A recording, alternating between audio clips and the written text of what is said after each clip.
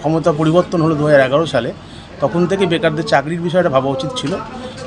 ভাতা একটা সাময়িক স্বস্তি দিতে পারে, কিন্তু লং টার্মে ভাতা কিছুই করে না। 100% চাই পশ্চিমবঙ্গে পরিবর্তনে হওয়া খুব দরকার আছে। তার কারণ করাপ্টেড সরকার এবং দুর্নীতি থেকে শুরু করে রেপ, তারপরে অপশাসনের বিরুদ্ধে মানুষের রায় এবার হবে এবং পশ্চিমবঙ্গের পরিবর্তন অবশ্যম্ভাবী।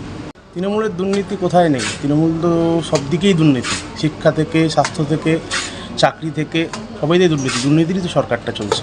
ক্ষমতা পরিবর্তন হলো 2011 সালে, তখন থেকে বেকারদের চাকরির বিষয়টা ভাবা উচিত ছিল। ভাতা একটা সাময়িক স্বস্তি দিতে পারে, কিন্তু লং টার্মে ভাতা কিছুই করে না। ভাতা 1 বছর 2 বছরের জন্য ঠিক আছে, কিন্তু এটা স্থায়ী চাকরি বা অস্থায়ী চাকরি হলো চাকরিটাই হচ্ছে মেন উদ্দেশ্য, ভাতা নয়। পশ্চিমবঙ্গে আমি মনে করি মহিলাদের নিরাপত্তাটাই বেশি দরকার।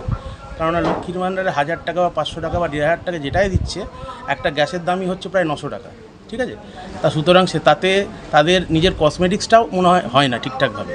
যদি দিতে হয় তাহলে মহিলাদের 5000 টাকা দিক, যদি দিতে হয়, আদারওয়াইজ দিতে হবে না। কারণ 1000-1500 টাকায় আজকাল কোনো কিছুই হয় না।